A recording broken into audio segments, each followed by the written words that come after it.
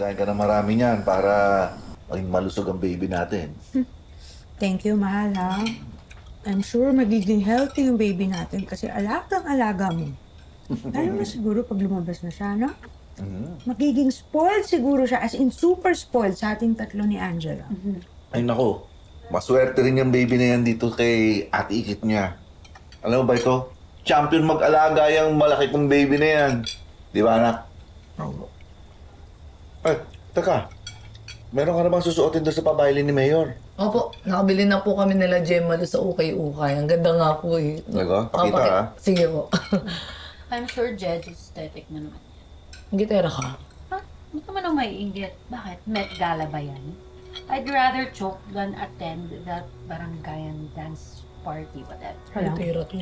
huwag na kayong magtalo. Lalo ka na ikit. Eh, hindi ka rin naman pwede tomorrow night, di ba? Oh? Yeah, that reminds me. Ikaw yung naka-assign for tomorrow, di ba? Na magbantay kay mom at gumawa ng chores dito sa bahay. Oh, sayang naman. Pero Tita Rica, taon-taon naman po kasi kami pumupunta doon nila Gemma Lu. Kumbaga tradisyon na po namin na bawal po kami umabsent eh. Di ba Tay? Tsaka baka pwede pong si Angela na lang po muna ulit yung mag-alaga sa inyo bukas. Excuse me? Ako na nga today, gusto mo ako pa rin tomorrow? Dream on. You know? Pwede ka naman magpunta next year.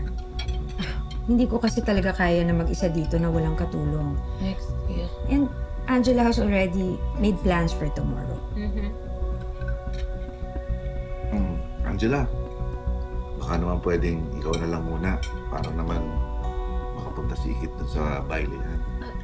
Ngayon lang naman eh. Tito Gani, I already said yes to Brandy and hindi ko naman basta pwedeng i-cancel yung lakad ko. Oo nga naman, mahal. Angela has done her part. Bakit hindi si Ikit ang pagsabihan mo? Kung talagang nagkikare siya sa baby, hindi niya uunahin yung stupid dance na yon, di ba? Mahal, nakita mo naman kung paano mag-alaga rin naman si Ikit sa atin. Kahit na pagod yan sa pag-tour guide. Naglalaba yan, naglilinis, nagluluto tayo. Baka naman pwedeng puntahan niya na yung bailihan na yun. Magsalita ka naman parang wala kaming ginagawa ni Angela sa pamamahay na to. Hayaan mo na. Sige, kahit buntis ako, ako na lang ang kikilos. Para hindi naman nakakahiya kay Ikit. Are you happy na? Nag-aaway silang lahat dahil sa